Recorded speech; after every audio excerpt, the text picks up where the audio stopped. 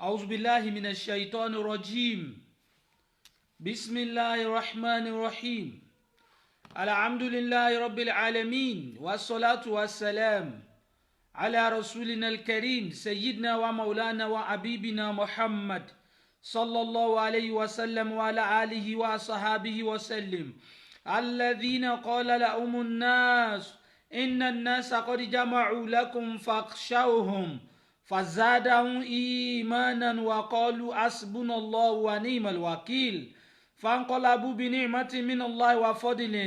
لم يمسسهم سوء واتبعوا رضوان الله والله ذو فضل عظيم.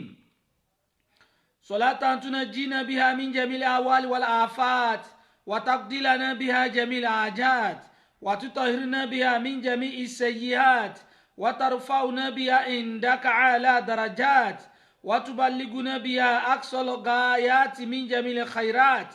في الآيات وبعد الممات آمين. gbogbo àwa tí Ọlọ́run bá kádàrá pé a bára wa lórí ètò àtàwa tá a padà máa wò ó, a kíra wa pẹ̀lú gbólóhùn tí fi ń lọ́lá jù, gbólóhùn tí Ọlọ́run ọba yọ́nú sí jù, gbólóhùn tí ó bá ọ̀sán mu tó bá àárọ̀ mu, òun náà ní ká sọ pé assalamu alaikum wa rahmatullahi wa barakatuh. Ìkẹ́ Ọlọ́run, ọlá Ọlọ́run, orí ajẹ́njẹ́ tán rẹ̀ tí ò ní lópin lọ́tún lósì, Ọlọ́run kó máa mú bá gbogbo wa. Àlàáfíà ara wa ọlọ́mọdé odi fíafíà, n tó ti dáánú gbésí ayé wa ọlọ́mọsọ dìbànújẹ́. wala la ilaha illallah wala ìtànàbọ̀ wa Muhammad wala la hawla wala quwwata illa billahi al-aliyyil azim amin. Gbogbo àwa àlùmọ̀ ànábọ̀ wa Muhammad, èyí tá a bá wá lónìí gẹ́gẹ́ bí tọ́pìkì tí ń lọ ní ojú fèrèsé wa yìí, ọ̀rọ̀ kan ni nípa bá ṣe gbáyé gbádùn, ọ̀rọ̀ kan nígbà tí àlàáfíà ara wa kò fi ní di fíafíà mọ́ wa lọ́wọ́, ọ̀rọ̀ kan ni tí ó máa sọ fún wa nípa wípé báwo la ṣe ní ṣe sábàbí ẹni tí ó fi ọwọ́ ara rẹ̀ kó àìsàn bára rẹ̀ látara wípé ọ̀pọ̀lọpọ̀ nǹkan tó ń ṣe àwọn èèyàn lónìí, a máa rí i pé bá a ṣe ń tì mógun ayé lámọ̀ tí mọ̀ pé ọfà ni, àmọ̀ tí mọ̀ pé ẹnìkan ló dálẹ̀, ẹnìkan ló kọ́sẹ̀, ẹnìkan ló sàsímì, láì ní mọ̀ páwọ̀ ara wa là ń fi ọwọ́ ara wa fa nǹkan tí ń kó àìlera bá wa nínú ara. Ìmọ̀ ní ọ̀pọ̀lọpọ̀ ti bàjẹ́ látara wípé ogun ayé kan ni, ogun oṣó kan ni, ìyá kan ni, àjẹ́ kan ni, ẹnìkan tó bú mi ní, òun ló sọ mí dì báyìí. Láàfin mú jáde lẹ́yọ kọ̀ọ̀kan, ìdí ni tí program yìí fi pàtàkì sí wa, tó sì jẹ́ pé tọ́pìkì yìí necessary in this 21st century látara wípé everyday ni different àìsàn jáde. Pàtàkì jùlọ àìsàn kan wá ń bẹ tó jẹ́ pé a ti believe láyé àtijọ́ pé àgbàlagbà ni máa ń mú, a believe láyé àtijọ́ pé àìsàn yẹn ẹni tó bá ti wà ní old age ló yẹ kó ní, àmọ́ nǹkan ti change, ọmọdé ní, àgbà ní, ọkùnrin ní, obìnrin ní, àwa ń wádìí ẹ̀ pé kí ló ń fà á, àìsàn wo là ń sọ, òun náà ni stroke. Kí ni nǹkan tí ń fa stroke? Kí ni nǹkan tí ń bí stroke? Kí ló dé tó fi pọ̀? A bẹ̀rẹ̀ sí ní access ẹ̀, ọ̀nà wo la fi prevent ẹ̀? Ọlọ́run ọba tó ní wá, òun ló dá wa, ó fún wa ní tá lò díjọ́ tá a fi ní símọ́, ó fún wa ní tá lò lónìí, ní tá lò lọ́la, bọ́ọ̀sì jẹun, bọ́ọ̀sì ṣe digest, bọ́ọ̀sì yàgbẹ́ rẹ̀, Ọlọ́run ló ní, bọ́ọ̀sì rí náà, tí rí náà rẹ̀ ó fi transform sínú brain, Ọlọ́run ló ní. Ẹni tí ò bá fún kò sẹ́ni tó lè fún. Ọlọ́run ọba yìí nínú ara rẹ̀ tó wá dá, ó sọ ní Al-Qur'ani pé la nabluwannakum bi shay'in minal khawf, àwọn Ọlọ́run ò ní yé máa dán yín wò, àdánwò máa kàn yín, nǹkan ni yóò máa parun, ẹ̀ sì máa ṣàìsàn. Àwọn àìsàn kan wà tó jẹ́ pé natural phenomenon ni, ó yẹ kó ṣèèyàn at least once in a year. Malaria is part of it. Mo ní malaria, kàtá kéèyàn wúkọ́ àbí kéèyàn máa sín is part of it. Àwọn èèyàn ní reason tó wà phenomenal pé ó yẹ kó ṣẹlẹ̀ sí ọ tó bá rìn inú ayé, because gbogbo tó ń fi símú, gbogbo tó ń lò lílọ bíbọ̀ rẹ náà yóò padà nídìí àti rest níjọ́ kan. Tí ò bá sí rẹ̀ ọkọ̀ down ọ̀ ní rest. Àmọ́ yàtọ̀ fáwọn àìsàn yìí, kí ló dé tí stroke wá wà rampant? Àwa mú jáde pé phone radiation òun la wá kẹnubọ̀ lánàá. Ibi tọ́lọ̀ ní àríbádé lánàá, ibẹ̀ náà la bá dé. Àmọ́ tó ní ta mú wáyé gbogbo àwọn ẹrú sí Ọlọ́run a define rẹ̀ lánàá pé tó bá ní radiation, phone radiation ní nǹkan kankan tó ń ṣẹlẹ̀ tó wá jẹ́ pé ṣíṣẹlẹ̀ rẹ̀ yìí òun ni ó mú wa gbọ́, òun ni ó mú wa rí, òun ni ó ń radio transmission, wireless radio transmission. Nínú àwọn pọ́ìntì tá a kà lánàá òun ni wípé láyé jọ́hun àwọn tí wọ́n lówó ní jọ́hun owó wọn tí wọ́n ní kò bá wọn, kò dá wàhálà lẹ̀ sí wọn lọ́rùn látara wípé fóònù tí wọ́n ń lò ń gbà náà wọ́n máa ń pè ní kàn mọ́lẹ̀, gáàsì mi létí. Wáyà ni wọ́n fa wáyà dé ẹnu ọ̀nà rẹ ní lọ́ọ́ fi gbé wọlé. Tẹ́lómi náà bá ra fóònù yóò ṣe pé àwọn nitel kan wá bá ń fa wáyà yẹn ni wọ́n tún bá òun náà fà á wọlé ni. Kò jẹ́ kí side effect ẹ̀ hàn torí pé n tó bá ti gbanú wáyà ti káàpù ẹ̀. Àmọ́ wireless tá ń lò lónìí kò rí bẹ́ẹ̀. Wireless ni. Tí wọ́n bá kọlù ẹ kí kọlù yẹn tó dọ́dọ̀ rẹ yóò ti gbanú máskì. Kíní tó máa ń ṣe bàbàrà ńlẹ̀lẹ̀ tó dàbí póòlù yóò ti dénú ẹ̀ kó tó máa wá wábi tí wọ́n wà káàkiri. Láti inú máskì yẹn síbi tí wọ́n wà ọba wà nulẹ̀ ọba wà ń kárọ̀ yàrá kíkíní yẹn tó dọ́dọ̀ rẹ wọ́n yóò dàbí pọ́n ju nǹkan sí ọ nípa ẹ̀jú síra yín kí wọ́n tó wá jù sí ọ. Ipa àwo ni ó kónú àlàáfíà ara rẹ ó ní tá a mú wáyìí ọ̀rọ̀ yìí clear. Tẹ́ bá sì fẹ́ continue research yìí fẹ́ni tó náà fẹ́ wá pé ò fẹ́ ṣàìsàn nú ayé ó wá fowó rẹ̀ ra fóònù tó wá fowó rẹ̀ ra òun ni ó wá ṣe sábàbí tó fi dẹni tí ó mọ̀ datọ́ lẹ́nu, òun ni ó ṣe sábàbí tó fi dẹni tó mọ̀ gbé ká àbí kójú òun ni ó ṣe sábàbí tó fi dẹni tí yóò mọ̀ yàgbẹ́ sára, ó dẹni tí ó lójú tí ò ní ṣe rí nà mọ́, ó dẹni tí ó ní ẹnu tí ò ní ṣe jẹun mọ́, ó dẹni tí ó lọ́wọ́ tí ò ní ṣe gbé mọ́. Ó yẹ ká kíyèsí. Èyí la mú wá fúnra wa lónìí. Kí ló wá já mú wá? Phone radiation yìí in every phone téèyàn bá gbé lọ́wọ́ tó o bá pa network ẹ̀ bóyá MTN ni, Glo ni, Etisalat ni àbí ìtòwò ọjọ́ wa pa ọ̀ ní problem kankan o ọba máa fi play game kò ní impact kankan torí radiation kankan ò ní come across ẹ lẹ́yìn pé tí bátìrì rẹ̀ bá hit kí fóònù yẹn bá gbóná another problem tún nù. Àmẹ́lẹ̀ ìtàn sọ we are talking about radio radiation transmission tó jẹ́ net tó jẹ́ wireless ó fẹ́ dá ìnàmbá èèyàn pọ́npọ́npọ́npọ́npọ́n bó ṣe tẹ̀hún ọtí ní iṣu tó bá ti sẹ́ndẹ̀ pa ọtí ní kó máa lọ wá nǹkan kan káàkiri níbi tí ò ti sí ó lè jẹ́ ìlú èbó lọ tẹ̀ sí ó lè jẹ́ ìlú òdìkejì lọ tẹ̀ sí bó ṣe ń lọ tó ń wá káàkiri yẹn implication rẹ̀ wà lọ́wọ́ rẹ̀ tó fi gbé implication ẹ̀ ó wà lọ́wọ́ rẹ̀ tó fi gbé because ó ń wá nǹkan káàkiri ní ẹlòmíì ò wá dá nọ́mbà yẹn ò tí ì lọ kó ẹni yẹn ò tí ì gbé yóò ti gbé sétí radiation yìí ó máa wá signal sí brain ọ̀nà wo ni ó fi wá máa affect brain òun la fẹ́ sọ lónìí a lè sọ tán níwọ̀nba tọ́lọ́run bá fún wa láàyè mọ́ a sọ impact phone radiation on the brain, impact phone radiation on the hand àti impact phone radiation on the sperm morphology. tọ́lọ́run bá ní àríbá débẹ̀ tá a bá ti lè lẹ fóònù méjì báyìí brain wa ó dàbí pọ̀tọ̀pọ̀tọ̀ tí ọlọ́run ọba káàpù ẹ̀ wọ́n fi lẹ́dà dì í ìgbà tán fi lẹ́dà dì í wọ́n dì í lọ́tún wọ́n dì í lósì ńgbà tán wá dì í ó wá dàbí omi bó ṣe wá dàbí omi yẹn ó wá magnetic in the sense that ojú wa tójú wa bá rí lẹ́ẹ̀kan náà tó bá ti lè wọnú lẹ́ǹsì báyìí brain ti magnet ẹ̀ para tó bá ti fà á sókè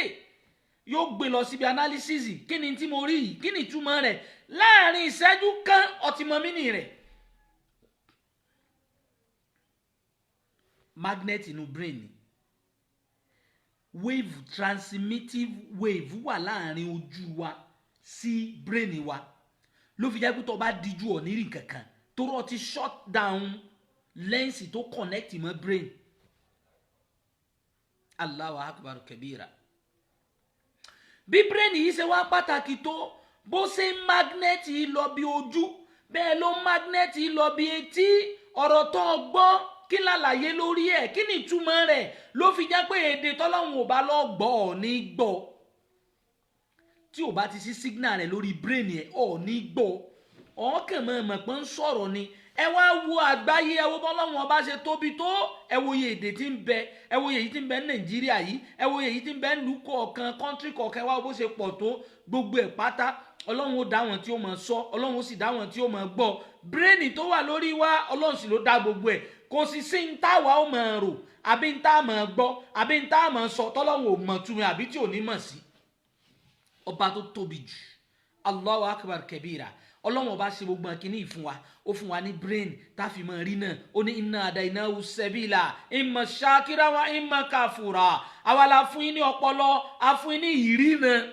ojú náà àtọjú ta tó fi mọ̀ pé ọ̀nà ní ìgbẹ́ ní ọlọ́run láwa la ṣe é bẹ̀ fún yín wọ́n ti gbé síwọ̀n náà lórí ẹni tọ́lọ́run ò bá fún ní tiẹ̀ tí ò bá pé kékeré kò sí ancestry rẹ̀ níbi tó ti rà ó náà ń pè ní autism ó ní ká bí ọmọ kí brain yẹn mọ́ connect mọ́ body system tírú rẹ̀ bá ṣẹlẹ̀ irú ọmọ yẹn ó dẹni tí ó lè má lè gbápá ó lè má lè rìn ó lè má lè sọ̀rọ̀ brain connection mọ́ part of the body tí ò ṣiṣẹ́ yẹn mọ́ organs tí ò wúlò yẹn òun náà ló kàn fail ọmọ yẹn lè máa jẹun ó lè máa yàgbẹ́ connection yẹn wà lórí brain ni àmẹ́yìí tí wọ́n yọ fuse ẹ̀ kalẹ̀ bóyá ọwọ́ rẹ̀ ni ó lè gan báyìí bóyá ẹsẹ̀ rẹ̀ ni ó lè rí bákan ọlọ́run ọba tó ṣe eléyìí ẹni títí ẹ bá wọ àbí kò fún kò sí ẹni tó lè fún wọ́n ń pè ní autism wọ́n ń pè ní autism gbogbo àlùmọ́ ànábọ̀ Muhammad ẹ máa wá wo bọ́lọ́wọ́n bá ṣe fún wa o gbogbo ń tà ń lò láyé ń tà nídìí tá a fi lálàáfíà pátá lọ́lọ́wọ́n bá fún wa ọ̀nà tá a gbàgbé ayé ìrọ̀rùn pátá lọ́lọ́wọ́n bá là fún wa kò sẹ́yìn kan kù àmọ́ o gbogbo àwọn nǹkan tó ń dé ayé lónìí tó bá jẹ́ pé ó ti ń bẹ ńgbà tọ́lọ́run ń kírètì ayé ni kò bá ti fún wa ní tí ó jẹ́ dìfẹ́ndà fún táìsàn kan bá délé ayé lónìí tó ń dá àwọn èèyàn láàmú tó wọ̀ ìlú kan tó ń pa wọ́n ewé egbò tí ò sí tẹ́lẹ̀ nú ayé ọlọ́run ó produce ẹ̀ pé ẹ máa lò yí ogun rẹ̀ ní natural ni tẹ́ bá jẹjà kan tẹ́jà yẹn táìsàn kan wọ̀lú bóyá àwọn kan kàn rí pé gbogbo wọn ní kọ́nẹ́rà gbogbo wọn ní particular àìsàn kan malaria kan tán rí tírìtì ọlọ́run lè sẹ́ndì ẹja láti sánmọ̀ ẹ kàn rí pé ẹja tuntun ni kò sírú ẹ̀ tẹ́lẹ̀ tẹ́ bá tún ti ń jẹ àlàáfíà ọmọ wọlé Allahu akbar kabira ọba tí ò fi wálẹ̀ àmọ́ implication machine lára wa ọlápọ̀ jájòjì ó sì jẹ́ pàwọ́ là ń fọwọ́ ara wa fà and it's not compulsory to you dandan kọ́ ni kọ́ lo fóònù tó bá jẹ́ dandan ni ká lo fóònù bí táyé dé mo fẹ́ máa pèèyàn mo fẹ́ máa gbọ́ lò ó lọ́nà tó wà sensitive lò ó lọ́nà tó wà sensible lò ó lọ́nà tí ò fi ní implicate brain yẹn tí ò ní implicate ọwọ́ rẹ tí ò ní implicate sperm formation rẹ tí ò ní fa cancer sí ọ lórí breast gbogbo àwọn àìsàn tí ò sí tẹ́lẹ̀ ẹlòmíkan ní ẹ lò ó wọ́n ní mo ní kinní wọ́n tún wá ní mo ní kinní wọ́n tún wá ní mo ní kinní yóò wá kalẹ̀ wọn ò ká búrọ̀ ti kàgbákò ru eléyìí kò kàgbákò rẹ̀ ń bì kankan ló kọ́sẹ̀ fúnra rẹ̀ nìkankan kọ́ ló dálẹ̀ sí láyé tẹ́lẹ̀ mi bá ní ẹ̀ ló apá mi wá gbóná mo ẹ̀hún wá lè sùn tí máa wá gbé sókè báyìí wá dàbí páálí ẹlòmíì ò ní nǹkan rìn káàkiri inú apá nìkan nǹkan sì máa rìn káàkiri staphylococcus máa rìn káàkiri inú ara àmọ́ yóò máa tọ̀ ni ibi tó bá kọ́ bẹ̀rẹ̀ ó wà ní genital tó bá ti di pé dókè yóò wà nínú tó bá di pé dé last stage yóò máa káàkiri inú ara rẹ bíi kòkòrò báyìí ni àmọ́ apá nìkan ẹ ti mọ̀ pé màgàn ni ẹ pa fóònù yín fún 7 days lẹ́yìn 7 days ẹ pè mí padà wọn náà wà lẹ́yìn ó ti lọ torí pé radiation fóònù ti fẹ́ pa ọwọ́ rẹ̀ ó ti pa gbogbo sẹ́ẹ̀lì ọwọ́ rẹ̀ kò jẹ́ kọ́wọ́ yẹn wá active mọ́ kí ni òjò orí bẹ́ẹ̀ tá a bá débi tọwọ́ ọ̀nà tí radiation gbà affect ọwọ́ á sọ àmọ́ látòrí brain tẹ́ bá lọ wo brain structure bọ́lọ́wọ́n bá ṣe dáa ó pín brain sí mẹ́ta alákọ̀ọ́kọ́ ń jẹ́ cerebrum ẹlẹ́ẹ̀kejì ń jẹ́ cerebellum ẹlẹ́ẹ̀kẹta wá ń jẹ́ brainstem cerebrum ló wà lókè ó dúró báyìí tó bá di kúkú rẹ báyìí dédé tí kúkú rẹ bá fún ọ ó ní dédé cerebrum ẹ lókè bóun náà ṣe bọ́wọ́ wá ṣe pín sí méjì báyìí náà cerebrum ṣe rí lókè bó ṣe wá rí inú brain yẹn into responsible fún òun ní ẹ̀gbẹ́ ọ̀tún the right side of the brain and the left side of the brain asọ́lánà pé function ẹ̀ wọ́n máa ń pè ní crisis section ẹ̀gbẹ́ ọ̀tún ń ṣiṣẹ́ fẹ́gbẹ́ òsì ẹ̀gbẹ́ òsì ń ṣiṣẹ́ fẹ́gbẹ́ ọ̀tún látòkè wá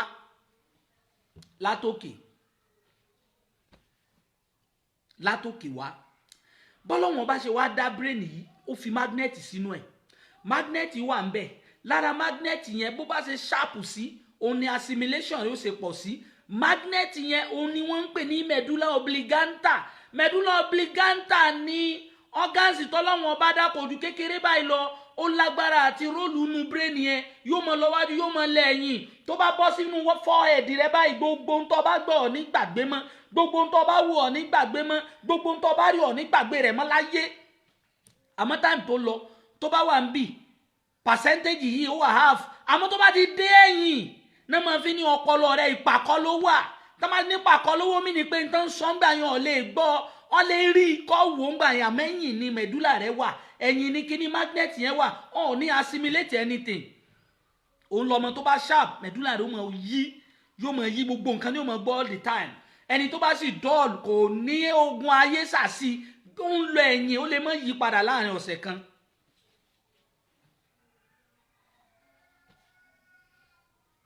lókè cerebrum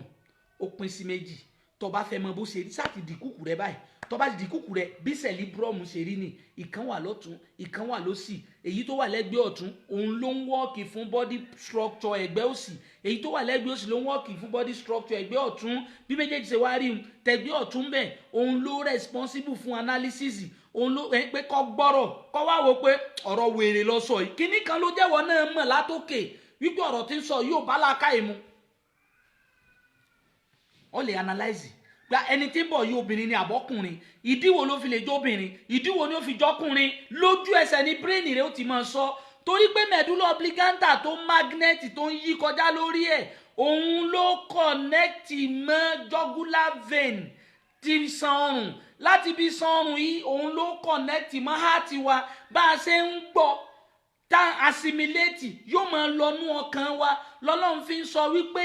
ẹ̀yin èmi ni mo dá yín nánú èmi ni mo dá yín khalaqakum èmi ni mo dá yín wa na'lamu ma tuwaswisu bihi nafsuhu mo tún wá mọ̀ ń tẹ̀ ń rò láti inú ọkàn yóò gbanú jugular vein láti inú jugular yóò lókè láti inú jugular yóò lókè tó bá dókè yóò lọ́nu medulla oblongata medulla ń ro lu ẹ̀ magnet ló yóò kàn jú ní gbàmù tó bá ti jú yóò wá lọ sínú cerebrum ìwádẹ́nu cerebrum tẹ̀gbẹ́ ọ̀tún ni ó lọ ní àbí tẹ̀gbẹ́ òsì ẹni tí tẹ̀gbẹ́ ọ̀tún bá ń ṣiṣẹ́ tí tẹ̀gbẹ́ òsì ò ṣiṣẹ́ tó bá jẹ́ pé tẹ̀gbẹ́ ọ̀tún ní ṣiṣẹ́ yóò ní làákàyè yóò lè tẹ́ǹkì yóò lè ronú yóò lè analyze yóò mọ̀ tún yàtọ̀ sósì yóò dá nǹkan mọ̀ yóò mọ̀ nǹkan tẹ̀gbẹ́ òsì òun ló ń fún responsible fún pé à á sọ̀rọ̀ ni à á gbọ́rọ̀ ni ìtumọ̀ tá a fún tá a gbọ́ tẹ̀gbẹ́ òsì ló ń ṣe wisdom wa kó sọ̀rọ̀ síta káwọn èèyàn wá ṣe báyìí sí ọ pé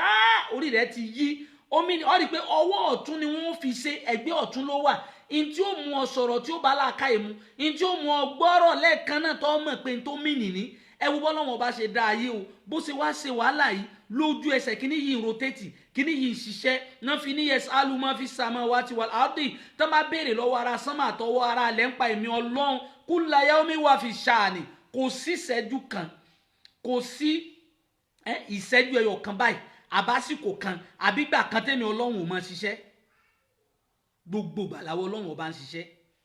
à ń ṣiṣẹ́ lára yín à ń ṣiṣẹ́ lórí brain yín à ń ṣiṣẹ́ nú ọkàn yín à ń ṣiṣẹ́ lọ́tún lósì èmi ọlọ́run ò máa ṣiṣẹ́ ni bàbá tí wọ́n ń ṣiṣẹ́ yìí á jẹ́ káwọn èèyàn máa mọ̀ pé nǹkan báyìí ni ntọ́ fẹ́ nǹkan báyìí ni nǹkan tó nídìí nǹkan báyìí ni tí ò yẹ kó ṣẹlẹ̀ sí ọ káwá pé sẹ́tọ́ ọlọ́run ọba ṣe ọ sì bàjẹ́ nítorí pé ọ mú fóònù lọ́wọ́ medulla oblongata ó wá ń yí lára cerebrum lókè cerebrum yẹn ni tó bá ní stroke tó bá jẹ́ ẹgbẹ́ ọ̀tún ló fi ní stroke gbá ẹpẹ̀lẹ́ bó ló ti mú yá ẹgbẹ́ ọ̀tún ni ẹ̀rí tí ń lè gbápá àtẹsẹ̀ yìí mọ́ brain ẹgbẹ́ òsì rẹ̀ ti bàjẹ́ yóò máa sọ̀rọ̀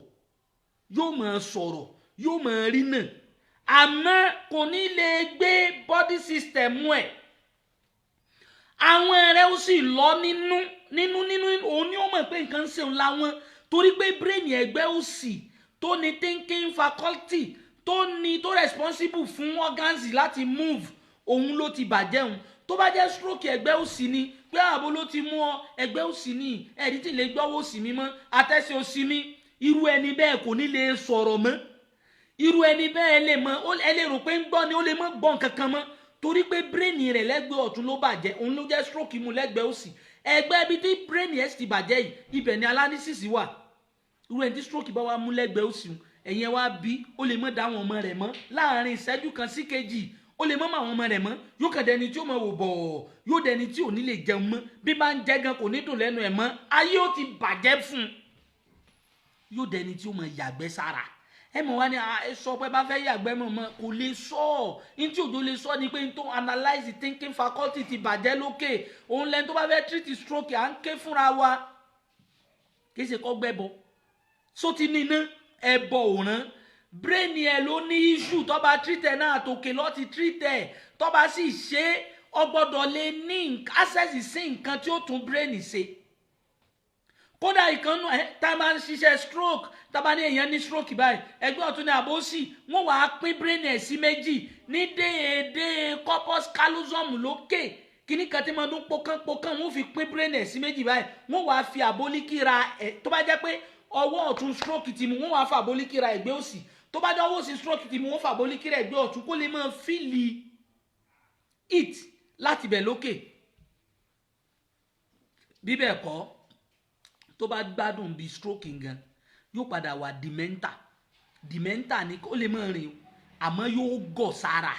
tí bá ní o lè máa ṣe sìgẹ́sìgẹ́ ẹ lè mọ̀ pé kó má tètè gbọ́ ó ti gbádùn ti rìn àmọ́ yóò ní dementia torí pé time tí stroke yẹn ṣẹlẹ̀ lókè ẹgbẹ́ kan ẹ̀jẹ̀ dúdú ti lọ kún orí ẹ̀ ọlọ́run mo dúpẹ́ fún ọ o ọlọ́run mo yìn ọ́ o ọlọ́run mo mọ̀ ìwọ là á mọ̀ sí o gbogbo nta níta ń lónú ayé ìwọ ọlọ́run lọ ní gbogbo àwọn tára wá ní tí wọ́n ti wà lórí stroke mọ́sà bá gbé wọn dìde ọlọ́run bá gbé wọn dìde stroke tá a wá ń wí yìí mọ́jọ́ ṣe wá mọ́jọ́ sọ̀tá wa mọ́jọ́ sẹ́ni tá a mọ̀ àtẹ́ni tá a mọ̀ ara rẹ̀ là fi ń ké torí ẹ̀ mọ̀ gbó wàhálà ẹni ṣe pọ̀ báyìí wàhálà tiẹ̀ kọ́ mọ́ bá di pọ̀ ní stroke débi pọ̀ tiẹ̀ pè mí òní kégbe tí n ké síta ẹ̀ number of people tó ní ó beyond the capacity ẹnìkan lẹ́nu òní nìkan a rí program yín o mo ní stroke o mo wà ní Àjà a ní program yín mo ní stroke o mo wà ní Ìbàdàn a ní stroke yín mo wà lápẹ́kúta mo wà ní Àbújá ọ̀nà mélòó lọ torí ẹ̀ la fi ń wá ọ̀nà pé ẹja prevent kìíní yìí àìsàn yìí kò í ṣàìsàn látọ̀dọ̀ Ọlọ́run irọ́ àìsàn tó bá jẹ́ tọ̀ Ọlọ́run natural wà àmọ́ àwọn kan wà tó jẹ́ pé àwa nǹkan kan lọ́ọ́ ṣe ìsáyidà kọ́ ṣe nǹkan yẹn naturally kọ́ fi kó bára rẹ̀ bí n tọ́ ń jẹ jù bí n tọ́ ẹlòmíì ò mú mi tútù mú gbogbo ẹ̀jẹ̀ rí wàá di tí ò bá ti rí signal mọ́nú brain medulla oblongata tó ń yí káàkiri ó wà dúró sójú kan gbọ́n ọ̀rọ̀ tó gbọ́ láàsì náà ni ó gbọ́ tẹ́ bá fọwọ́ gba báyìí tó kàn máa wí náà nù pé kò mọ nǹkan kan mọ́ torí mẹ̀dúlà ti dúró níbì kan ẹ̀jẹ̀ olóòkè transmission ò ṣẹlẹ̀ ìwọ lọ kó bára rẹ látara ń tọ́ jẹ ìwọ lọ kó bára rẹ látara ń tọ́ mu ẹlòmíì ti mutí overreaction of sugar yóò wá fa cholesterol lórí heart ẹ̀jẹ̀ tí ń wá òkè kò ní wá mọ́ jugular vein ó ti block kò ní lè yí ọrùn yóò máa ṣe báyìí tó bá fẹ́ yí ọrùn yóò yí tẹ̀lé n tí bá fi ń sin ọ́tọ́ rí pé ọ̀rí ọrùn yín mọ́ ajá sí pé jugular vein yìí ti ní problem tí jugular vein rẹ bá sì ti ní problem má jẹ́ ń tàn ọ́ nǹkan tí ń ṣe mẹ̀dúlà rẹ látòkè torí wáyà yìí gangan ló dàrẹ́kìtì bọ́lọ̀ ń ṣe ṣe nì bí mo ṣe sọwọ́ iná ló ṣe ṣe ó lòkè ẹ̀rì ló máa ń jáde tabake tó wá jáde yẹn tó wá báyìí ó wá gba ẹ̀yìn etí ìwà ìkọjá bó ṣe gba ẹ̀yìn etí ìwà ìkọjá wọ́n wá rọra mú rọ́bà kan tó dàbí flita ó flita ẹ̀jẹ̀ lẹ́yìn etí wa bíbí ẹ̀rì tó le bó ṣe lé yẹn kíní kan ó dàbí páálí lọ́wọ́ bíi àmọ́ ẹ̀jẹ̀ wà nú ẹ̀ tó gbanú ẹ̀ kọjá ẹ̀jẹ̀ tí ó lọ́nu brain bó ṣe ń bọ̀ láti inú heart tó bá ti lè débi ẹ̀yìn etí wa báyìí yóò transform sí blood glucose tó bá transform sí blood glucose òun ni brain wa need ìwọ wá wo tí ó ti wá dí láti bí abó ti wà nú heart ó ti rẹpẹtẹ mọ́lẹ̀ kò ríbi kọjá mọ́ brain rẹ̀ ó mọ̀ wá short ìfẹ́ jẹ́ kò ní rí glucose mọ́ tí ò bá ti rí glucose mọ́ òun làwọn oògùn míì tí wọ́n kó fún ọ lọ́sípítù wọ́n fẹ́ kó generate glucose sókè ni rórun sùn mẹ́lò ní òní rórun sùn ó ti tó sùn mẹ́ta báyìí ọ̀sẹ̀ ní rórun sùn ọlọ́run ti dá yín alámúnájì alákòm omi ni ọlọ́run tí mo dá yín báyìí mo ṣe ọ̀sán fún yín leilan ọ̀sán yín wọn nàhàrà àtọ̀sán àtòru a ní ẹ máa fọ̀sán ṣiṣẹ́ a ní ẹ máa fòru sùn programu kan ti wà ń bẹ̀ tí ó tọ́nu ẹ dáhùn tó bá ti dalẹ̀ àmọ́ bí fóònù títẹ̀ ó tẹ̀wágò kan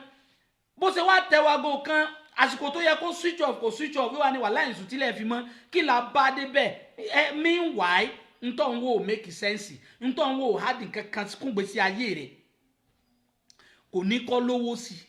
kò ní kọjá rẹ̀ ó ta agbọ́n tán ni orí Facebook náà lọ́jà mi wà mo gbọ́dọ̀ wọn kọ́sítọ́mà mi ni ìwọ tó bá sì rí bẹ́ẹ̀ ọ́ padà tajà débi pọ́ ní stroke ni tó rọ́wọ́ rẹ̀ ó gbóná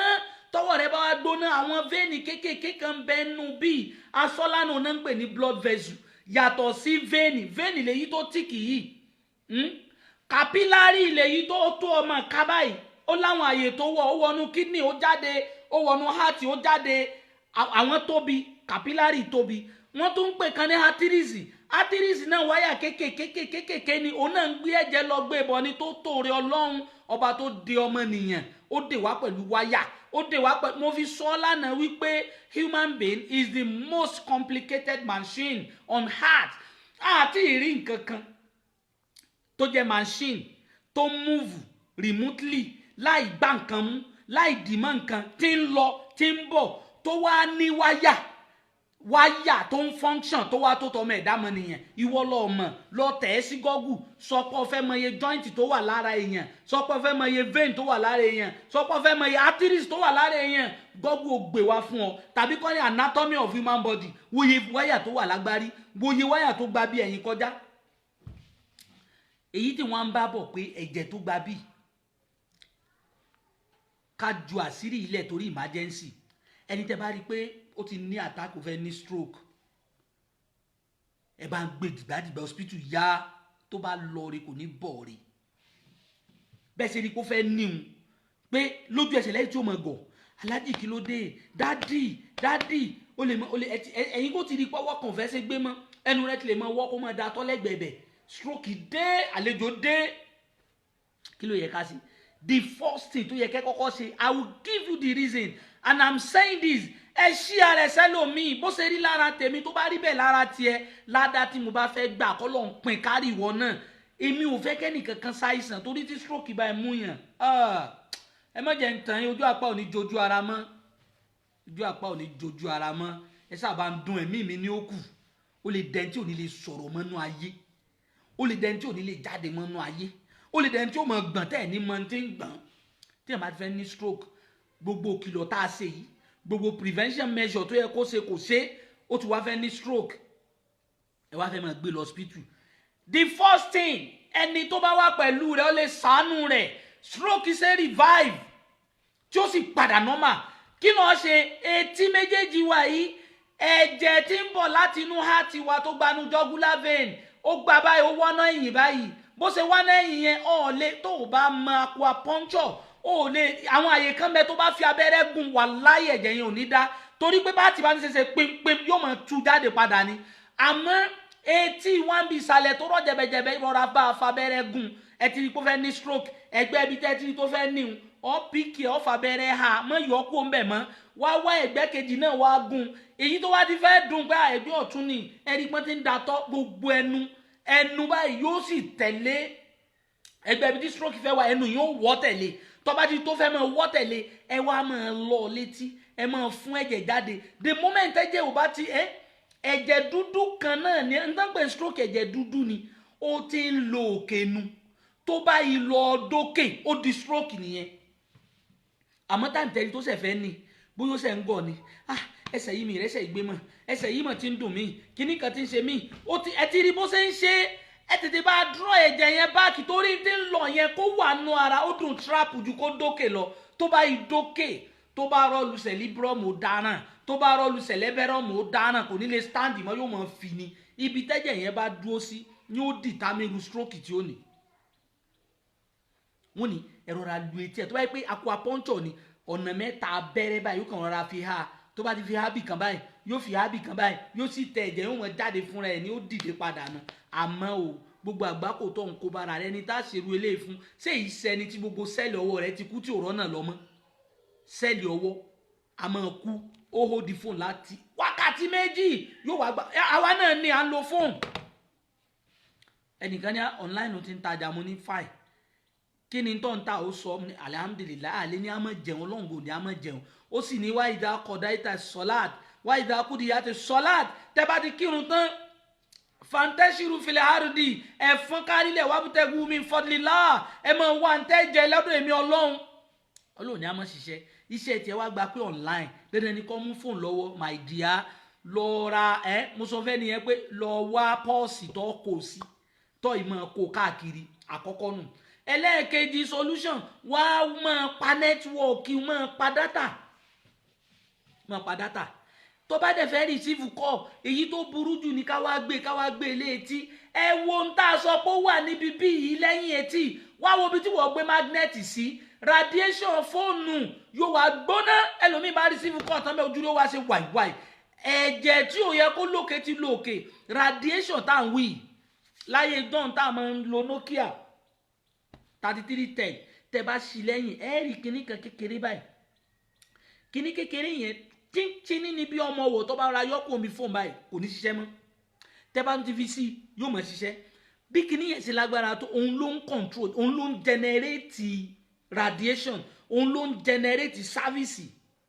bó ṣe òun ni wọ́n ní kò fa network kò fa service yóò kàn rán júlẹ̀ ni kò ní ṣiṣẹ́ kíní yẹn wà lẹ́yìn fóònù báyìí bó ṣe wà lẹ́yìn fóònù tó dádé tí wọ́n ti ń jẹ́ kí radiation tó ń fa sáfíìsì tó fà ó máa ní implication lára rẹ̀ yóò máa ní implication lára rẹ̀ báwọn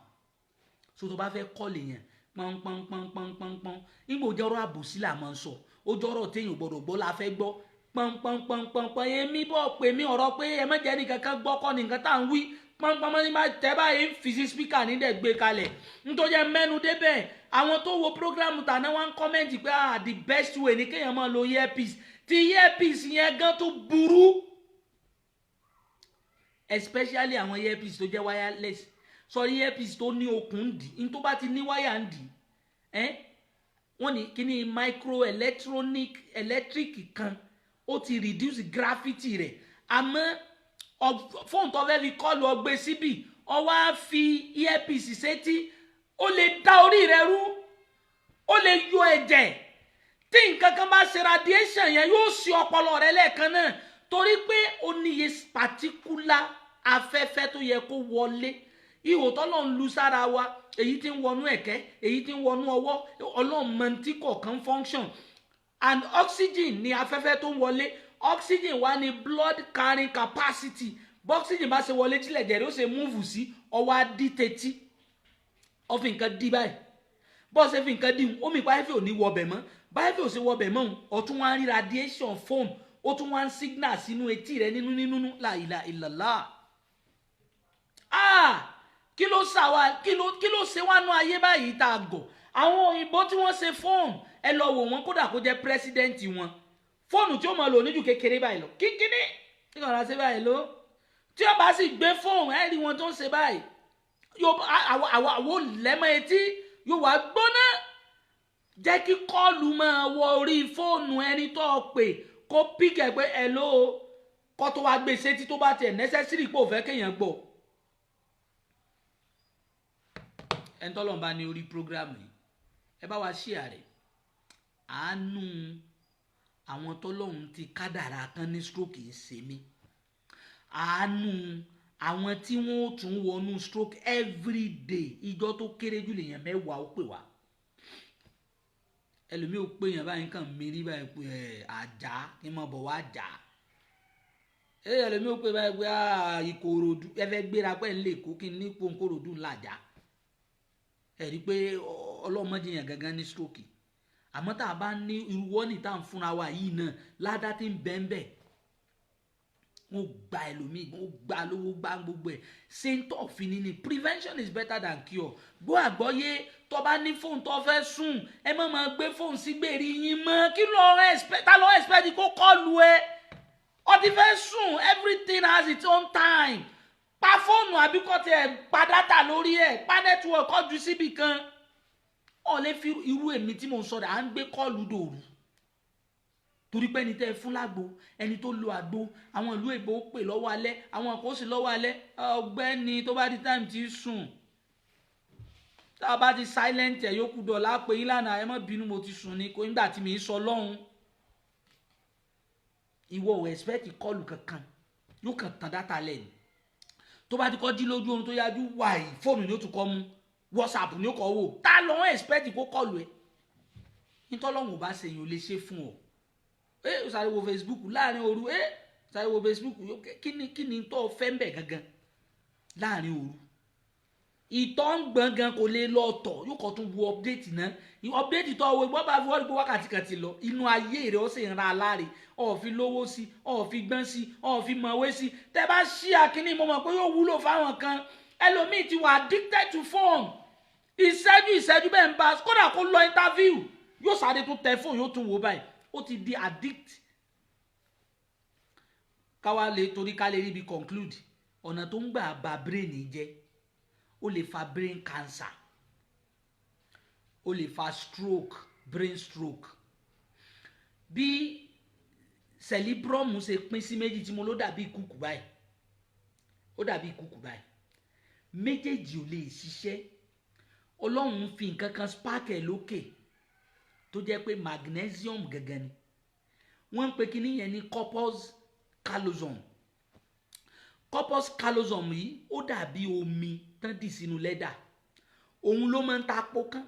pọkán lórí ọmọdé nígbà tẹ́ bá kọ́ bí ibẹ̀ yẹn ní corpus callosum wà náà ń pè ní àmùjẹ corpus callosum yìí òun gẹ́gẹ́ ló máa ń gba radiation torí pé àti brain ọ̀tún cerebrum ọ̀tún àti tòsì òun ló connect wọn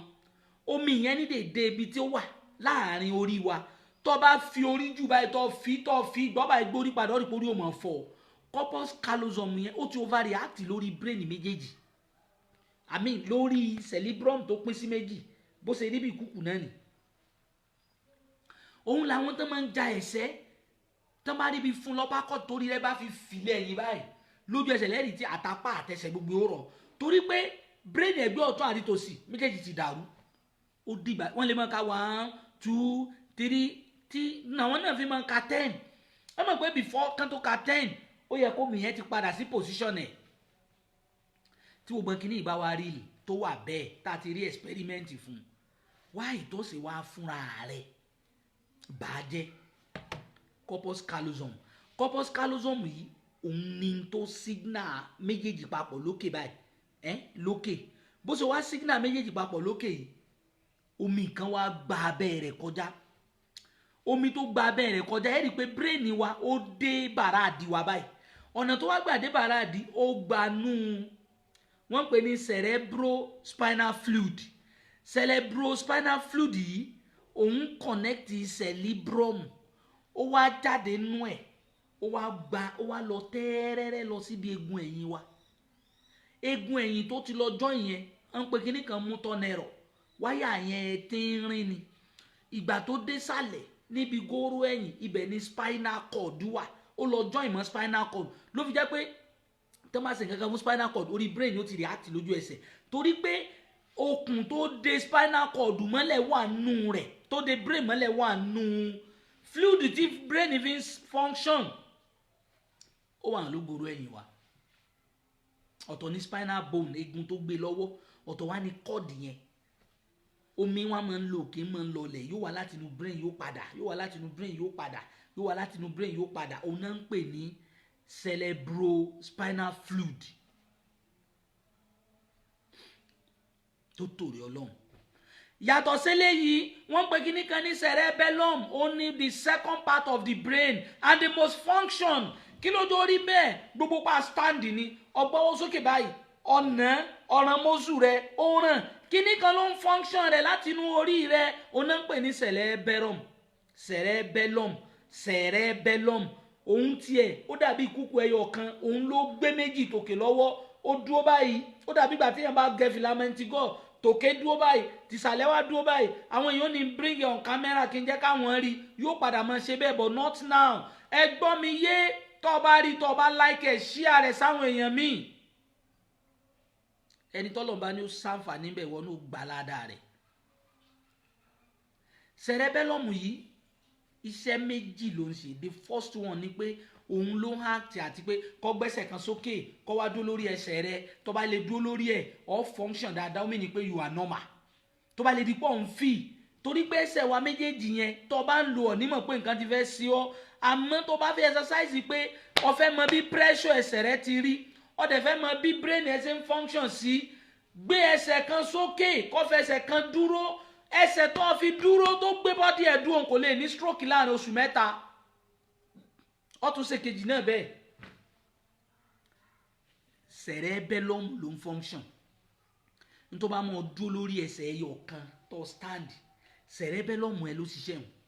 Tó bá ṣe báyìí, tó ṣe mọ́sù ẹ báyìí, àbọ̀ gbé nǹkan tó lágbára, tó ràn, tó gbé tí gbogbo mọ́sù ẹ dìde, cerebellum ni. Òun ló ń ṣe muscle capacity, òun dẹ̀ ló ń jẹ́ ká lè dúró standing well and balance. Àkọ́kọ́ function rẹ̀ nu. Ẹlẹ́ẹ̀kejì ń bẹ, òun ló ń attract spiritual inclination. Tí wọ́n bá sa oògùn sí ọ tí ó bá mú ọ, kíní kan nu brain ẹni magnet ẹ̀ ó gbà mú. Tí wọ́n náà bá ṣàdúà fúnra rẹ̀, kíní kan ní ń gbà mú, ní fi ń create spiritual entity. Ó ti wà nú ara rẹ̀. Èmi máa ń ṣe rúkìá, máa ń ṣàdúà fúnra mi, tí má dẹ̀ ti ṣe báyìí tó máa ṣàṣì mi kò ní ràn mí. Àdúà tó ṣe yẹn, cerebellum ẹ ti hold díẹ̀, ó wá fi create spiritual forces tí wọ́n ò lè fojú rí. Tó máa ṣe nǹkan sí àwọn náà jáde tó ń protect ẹ. Òun lọ gbé fóònù lé lórí tó gbóná jẹ́njẹ́njẹ́njẹ́njẹ́. Ẹlẹ́dàá rẹ̀ ó fi ọ́ lẹ̀ bọ́ ṣinṣin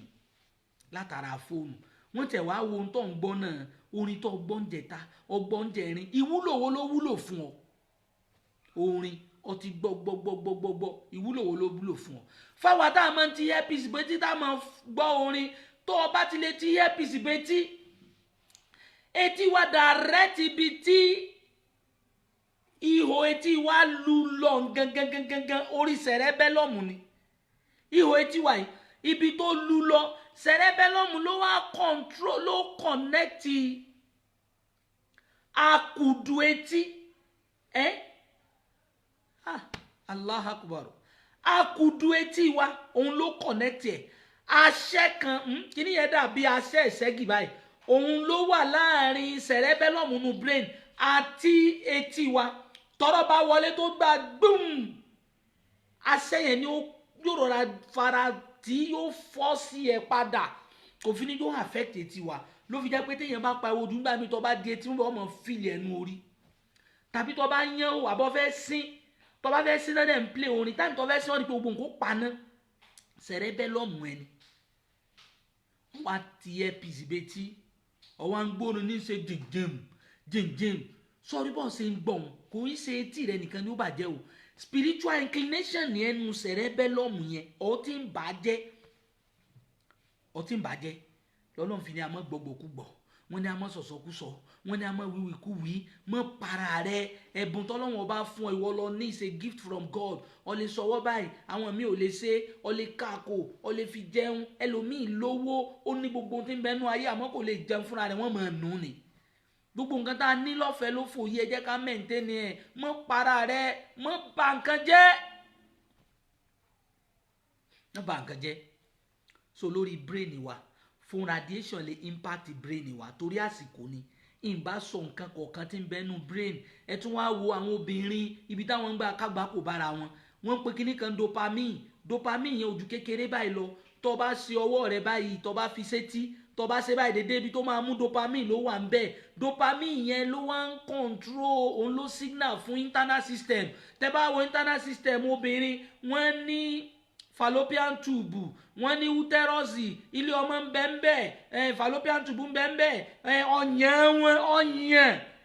omi tó ń wá láti inú dopamine tó ń lọ tí wọ́n ń pè ní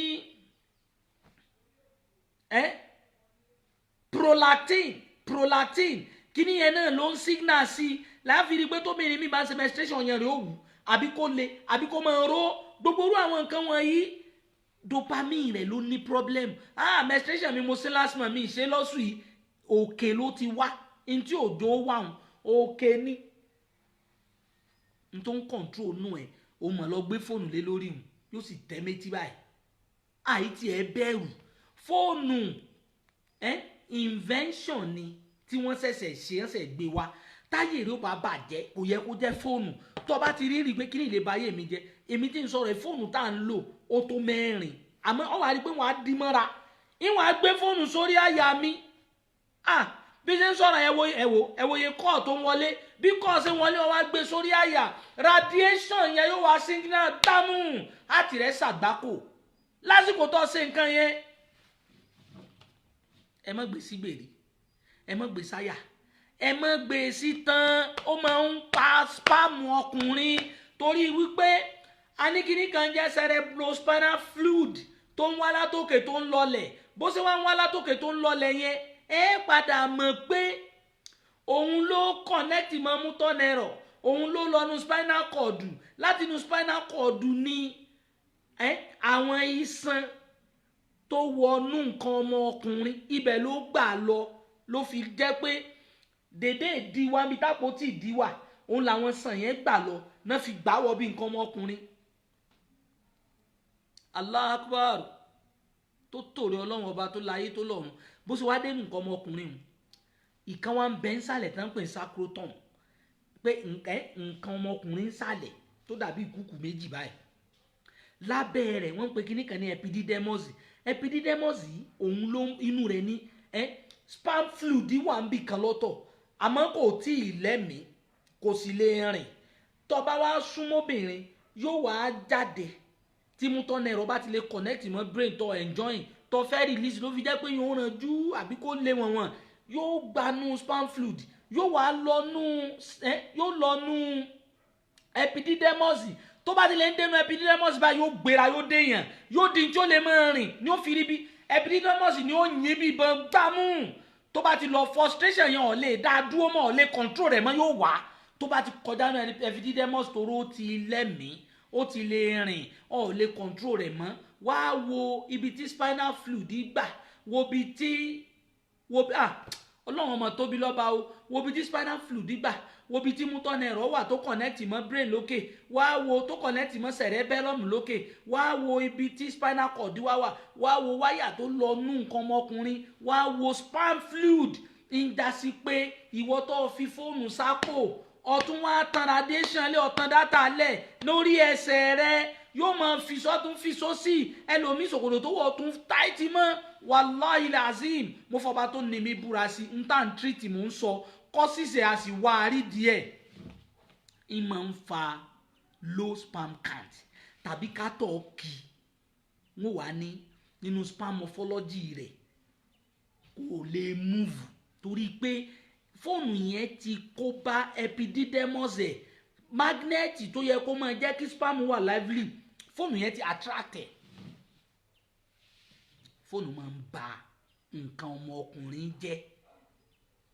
tó máa gbọ́ yé o bó láwọn àfi fóònù wa sí báyìí ìwọ lọ mọ̀ sáyé tiẹ̀ yìí ń ṣe tèmi àmọ́ ntọ́lọ̀ ń fún mi nú ẹ̀bùn n tó fi yé mi nú mọ̀ tẹ́nìkan kan ò kọ́ mi ní wì fàyè tí n bá wí tán tó bá ti rí gbọ́rọ̀ yóò ní mí ní dílítì ẹ̀ dànù má tiẹ̀ wò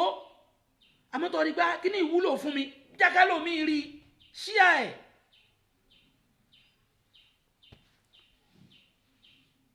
ìmọ̀ ń ba nǹkan ọmọkùnrin jẹ́ lára tí fóònù radiation tó máa ń bàjẹ́ òun lóyún ọmọ mi àti inú oyún nìyá rẹ̀ ó ti kó bá tó bá fẹ́ sùn báyìí yóò tẹ fóònù tẹ yóò kàn àjàjà ọmọ tó ti pé 7 months tí wọ́n ti ṣe kádàrà rẹ̀ ń ti lọ ń ti ń bọ̀ kódà yìí tí ò tí ì pé 7 months gan ẹlòmíì yóò ti jẹ́ kí fóònù spark yẹ mọ́nú oyún wàláhì azim radiation yẹn kò sí tí ò lè gbà kọjá ibi tẹ́mi bá dé ìwọ náà ṣe research yẹ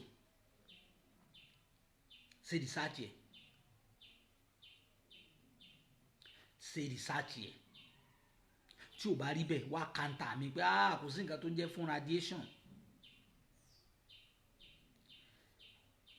mọ̀ ń ba oyún jẹ́ lára nǹkan tí fóònù mọ̀ ń bàjẹ́. èyí tó tún wá le jù tí mo fi sọ pé prevention of stroke òun ni pé fóònù ó máa ń change pressure blood pressure tó bá ti change ẹ̀ yóò lọ́nu heart tó bá lọ́nu heart wrongly yóò signal jáde gbígbà mú ọdún pro pressure láyé náà nìyẹn ọba máa kóògùn jẹ́ ó jẹ́jẹ́ tó ẹ ní stroke ni nígbà tó ti ní blood pressure ó ní wàhálà kankan má jẹ́ fóònù kó bọ̀ dákun àwa náà ń lò níwájú mi báyìí fóònù tó wà ń bí tó mẹ́ta kò wá ní pé kí n má wàá mọ bí mo ṣe fẹ́ ṣe ẹlòmíì wọ́n fẹ́ ṣe program wọ́n wá ti kíní bọ́ tí yóò máa sọ̀rọ̀ bó ṣe ń sọ̀rọ̀ yẹn kíní kan ló ń lọ ọ̀rọ̀ tọ́rọ̀ òfin ṣe ń sọ tí fi ń jáde ní tó ń lọ ọ̀rọ̀ yẹn ọ̀hún rí i pé tó bá ń sọ̀rọ̀ automatically ọmọ làágùn torí pé ó ń gbóná bì kan ìwọ ti wá dí etí ọ̀fìn kan dí etí subhanallah tẹ́ bá sọ fẹ́ lómi pé táìmù tó bá ń sọ̀rọ̀ mọ́ fi nǹkan dí etí mọ́ afẹ́fẹ́ fẹ́ wọlé afẹ́fẹ́ fẹ́ jáde tá a bá ṣe báyìí kódà a rí inú àdìtà náà bọ̀ Muhammad tó ní tá a bá fẹ́ jẹun ká mọ̀ fẹ́ ẹnu ká mọ̀ fẹ́ sóúnjẹ kájọ oúnjẹ tutù ẹ wo bá nàbí ṣe sọ o wọ́n wá rí i pé àìsídì tó ń produce jáde gáàsì tá à ń líkì jáde láti ibi ẹnu ó gbóná ó dẹ̀ wà poisonous ẹ wà nábì ẹ wo sẹ̀ríà ń fẹ́ lọ bí modern science and Islamic study lónìí ni mo kàn ń sọ lọ ni ìwọ ti wá dì táìmù tó wá ń sọ̀rọ̀ lọ ìwọ gan ṣe báyìí kọ́ fọwọ́ méjèèjì bọ́nú etí rẹ kọ́ wá ké ọ rí i pé yóò fẹ́ affect ẹnu brain ọ fìlẹ̀ ẹnu brain yóò hun ọ orí yóò hun ọ wá kí là bá dé bẹ́ẹ̀ tán ṣe earpiece òní àmọ́ ló bá wọn torí ẹni tí ò bá gbọ́rọ̀ dáadáa torí pé bóyá abitọ̀ wa ń pariwo ọ̀fẹ́ kẹ́ni kankan gbọ́n tó sọ àmọ́ torí bó fẹ́ ṣe program yóò wá lẹ́mẹ́tì ọpọlọ rẹ yóò máa yòrò díẹ̀ àwọn àfáà náà wá ti bọ́ sórí kíní báyìí yóò kíbetí ni kí ni implication pa àtibetí pẹ̀lú program tó ń ṣe kán lè gbọ́ mi àbí kán lè mọ̀ pọ̀ wá standard mọ́ satisfy ẹnì kankan satisfy life ẹ tó o bá ní stroke wọn kàn ní ọ̀pẹ̀ lẹ́yìn ìwọ lọ́ọ́ jẹ̀rora ìwọ lọ́ọ́ dẹni tí ó máa gbé ká ìwọ lọ́ọ́ dẹni tí ó máa yàgbẹ́ sára bẹ́ẹ̀ náà làwọn obìnrin tó jẹ́ pẹ́ lómi inú ayé rẹ̀ ó ti lẹ eyelashes ojú wa implication radiation kan ojú obìnrin ẹ wo kíní irun ojú wa tọ́lọ́wọ́n bá ṣe síbẹ̀ yìí ó dàbí ọwọ́ ní Yorùbá fi máa ń lójú lọ́wọ́ òun ló ń protect wa òun ló ń correct ojú wa òun wá ní magnet tó ń lọ nú brain tó bá ti rí nǹkan kó tó kan ojú rẹ irun ojú yìí ti gbà sókè yóò ti jẹ́ kó mọ̀ pé kíní kan ń bọ̀ báyìí lórí kọ́lọ̀ tójú wa lè rí at a time ó tó 70,000 at a time tó dẹ̀ analyse ẹ̀ tí brain ẹ̀ bá ṣiṣẹ́ normal tó bá ti di pé wọ́n ń bi ọ́ pé ẹjọ́ irú kọ́lọ̀ wo ni pé ṣé ìṣe blue ni ó dàbí pé green mọ́ ni ojú rẹ̀ ò connect mọ́ brain mọ́ ni àìsàn ni. obìnrin yóò wá lẹ eyelashes yóò wá dàbí wiper Volvo yóò wá lẹ báyìí ó tún wá gbé fóònù sétí ẹ wo wàhálà tó kó bá gbèsè ayé ara ẹ gbogbo àwọn àlùmọ́ ànábọ̀ Muhammad gbogbo nǹkan tẹ́ yí táwọn à ń sọ yìí à ń sọ torí pa àmọ́ ni a sì mọ implication ẹ̀ ló jẹ́ ń dúró lórí ẹ̀ a mọ nǹkan míì àmẹ́lẹ̀ tí ń sọ yìí ẹnìkan kan ò sọ̀rọ̀ ń pa ẹ̀ ẹ já wọ̀nà àwọn èèyàn tàbá téèyàn 100 bá rí kéèyàn 20 péré bá tẹ̀ ti mú un ló ti tó yóò reduce gravity àwọn tí nǹkan yìí ń ṣe ó máa ń ba ojú jẹ́ fún radiation. Ẹlòmíì àwọn òyìnbó tó ṣe gan tó o bá láòdù fóònù ẹ débì kan yóò wọ́nù ẹ pé n tó fẹ́ lò yẹn high currency ló ń lo high voltage ló ń lò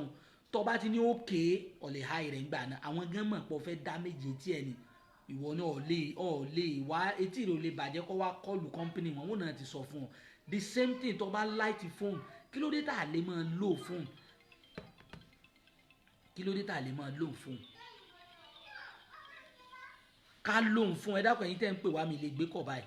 ká lóhùn fóun débi pé ẹnìkan kan ìwọ nìkan lọ́mọ rí nǹkan ẹ̀ ọ wà lọ́sàn-án ọ háì rẹ̀ ọtún dénú ilé ọtún háì rẹ̀ kíní kan bẹnu ojú wa ẹni pé ojú kan funfun ìkan wa dúdú sẹ́ wá nínú dúdú kíní kan mẹ́mẹ́ tán pè ní lẹ́ǹsì ní ti ń bẹnu lẹ́ǹsì yẹn òun ló lọ́nu brain direct tí eléyìí bá ti rí tí irun ojú bá ti ṣe páìpáì tí lẹ́ǹsì yẹn ó ti píkẹ̀ gbámú ọwọ́ anajúmọ́ fóun fá ojú rẹ̀ fi lẹ́rì òun náà gbójú kò lára fóun báyìí kò kọ́kọ́ rí nǹkan kan mọ́ òun pa brain ẹ̀ ni òun pa brain ẹ̀ gbogbo tí ìwé pátá làwa náà máa ń ṣe àmì Google scholar to the core a wà lórí fóònù ilé káyé ìgbà tá a fi wà ń bẹ̀ àwọn èèyàn fẹ́ bá wa sọ̀rọ̀ àwọn èèyàn fẹ́ mọ̀ wá àwọn èèyàn fẹ́ béèrè question àwọn gbogbo ẹ̀ pátá là ń ṣe bá a ṣe wá ń ṣe yìí àmọ́ ń jẹ́ káwọn èèyàn mọ̀ pé èyí tá a ṣe wọ́n ní táwa ti ń filẹ̀ àti ń tá a ti mọ̀ ọwọ́ àrí mi wà ti earphone betí kí ni ní í ṣe mí kódà kí n mọ drive kẹ́ fi earphone sétí báyìí ní fi sétí kalẹ̀ ń yọ ni tán bá kọ̀ mí ní sẹ̀sẹ̀ mu tí bá pìkẹ̀ tán torí pé afẹ́fẹ́ ti ń bọnú etí ọlọ́run ọba tó lu etí talẹ̀ tó fi òsì ó mọ ohun tó fẹ́ ká máa fi ṣe ìwọ mọ́ block ẹ̀ ẹlòmíì ó kágbá kó bára rẹ yóò mọ wá sáré lọ yóò tún wá fi earphone sí tí yóò mọ gbọ́ mísíkì gbogbo kí ni yóò balance yìí kí ló dé tá à ń kó bára wa báyìí látara fóònù tẹ́lẹ̀ tó bá ń sáré lọ́mọ sáré rẹ̀ ńgbà fóònù ti dé yóò kọ́ wábi tí ó fi fóònù sí yóò lẹ̀ mọ́ tán yóò wá fi wáyà pàṣẹ sétí àbí bluetooth òun sáré tó yẹ kí emission mọ jáde gbogbo kíbi ni ó ti mọ jáde ó ti tọ́ mọ làágùn emission jáde nínú awọ ara emission jáde nínú mú emission jáde nínú etí emission tó wáyé kó jáde nínú etí ọwá dì mọ́ yóò mọ wá padà sínú brain yóò mọ wá yí lọ́fìrí tó bá sinmi náà tó wá jókòó báyìí wọ́n mọ wá feel it's like ẹ̀dì àbí kójú ẹ̀ mọ́ lọ àwọn kan tó kó bára wọn láti bẹ̀rù ara gbogbo àwọn kan tó máa ń fàánù kódà nù prevention of stroke tá à ń sọ òun ni kéèyàn máa jẹun òun jẹ tó gbóná gan ọwọ́ á mu omi tó tutù gan ó máa ń pa hormonal imbalance àìsàn burúkú ni ó padà dẹni tó jẹ́ pé oògùn kan kàn níṣẹ́ lára rẹ mọ́ bó o ṣe ń jẹ nǹkan gbígbóná àwọn hormone kan ti dìde tó fẹ́ lọ digest ẹ̀ wọn à ní jó bó ọ nífun wọn à ní jó bó ọ ní gbogbo bó ṣe ń lọ yẹn wọn ti mọ̀ bọ́ tọ́jú ẹ̀ ọkàn tó send omi tútù lé lórí ni àwọn wàá wò pé èwo lè fẹ́ ká ṣe mẹ́ ọ̀rọ̀ ilé fọ́ọ̀nì létí yín gbogbo àlùmọ́ ànábọ̀ Muhammad èmi ọmọ ìyá yín ni Abdulkabir Ọláìyá Suleiman á dá fún radiation dúró ká fi mọ ní táwọn èèyàn máa sọ lórí ẹ̀ àmọ́ o to my conclusion torí ọ̀rọ̀ mi presentation ni to my conclusion I want to conclude má dẹ̀ sọ recommendation but presentation yìí mo fẹ́ conclude ẹ̀ pẹ̀lú pé radiation of the phone continue on research pé kí ni jẹ́ radiation báwo ni mo ṣe ń sọ̀rọ̀ tán ń gbọ́ nílùú òyìnbó kíní kan ló ń bì ní tó wá ń bì yẹn kí ni impact ẹnu body system mi yóò jẹ́ kí wọ́n náà lè mọ more about it ẹlẹ́ẹ̀kejì ó tún wá lọ wo body system ẹ pé mo láwọn vessel kan àwọn san títì kan wà ń bẹ́ẹ̀ àwọn san títì yẹn òun ní máa ń gbóná tó bá ti di fóònù mọ́wọ́ tó fi receive call ẹlòmíì ò gbé fóònù lọ́wọ́ báyìí yóò sì fi wo fíìmù 2 hours bọ́ ọ ṣe bọ́ọ̀nù dátà tí wọ́n náà fi ní gbá dátà mi ti tán dátà lè tọ́ ló ní implication ní gbogbo ọwọ́ rẹ̀ torí bí ìgbà tí iná bá ń jò tí iná ń kẹ̀ òun lọ ọ̀rọ̀ dátà ṣe rí ló fi jẹ́ pé tó o bá pa ọ́ di fóònù rẹ bátìrì rẹ ò ní lọ kò sì ní gbóná àmọ́ tó o bá ti tán yóò mọ̀ já bátìrì rẹ yóò sì mọ̀ gbóná. So mo wá fi sọ pé you can continue on this research tó o bá dẹ̀ ti ń rí jẹ́kẹ́ lómi náà rí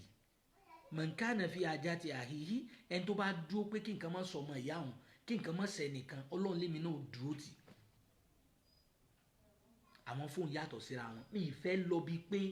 kí n máa sọ radiation tó wà níbi fóònù kọ̀ọ̀kan. Ì ń fẹ́ lọ bí pé kí n máa sọ fóònù tó dáa jù àti fóònù tí ò yẹ káwọn èèyàn lò mọ́. Àmọ́ ìwọ náà máa béèrè radiation. Àwọn ìbò tó ṣe tó padà ṣe kíní kan wá tẹ́lẹ̀ mọ́ fóònù lẹ́yìn báyìí wọ́n fi ń control radiation ni. Àwọn fóònù tán lẹ̀ mọ́ ó ti yẹ kó mọ̀ pé radiation rẹ̀ pọ̀ nù àmọ́ àní dàkọ̀. Ọlọ́run mọ̀jà ní stroke, mọ̀jọ́ ta wá ní stroke, mọ̀jà ara lè wá ní stroke. Wọ́n lábọ̀ ṣe tó yàtọ̀ sí stroke náà àwọn àìsàn míì náà tó ń bẹ tó burú jáì. Àwọn àìsàn míì náà ń bẹ Ọlọ́run dákun mọ̀jà ní. Gbogbo wa prevention is better than cure. Tí nǹkan kan bá ti ń ṣe ọ́ apá mi yìí ń fẹ́ rí gbé mọ́, ẹsẹ̀ mi yìí máa ń wúwo ń fẹ́ rí gbé, tètè sọ̀rọ̀ síta, mọ́ dé mọ́ra. tó bá dé mọ́ra ọ̀la lè pẹ́jù fún ọ, ọ́ dẹni tí ò ní wúlò nú ayé mọ́,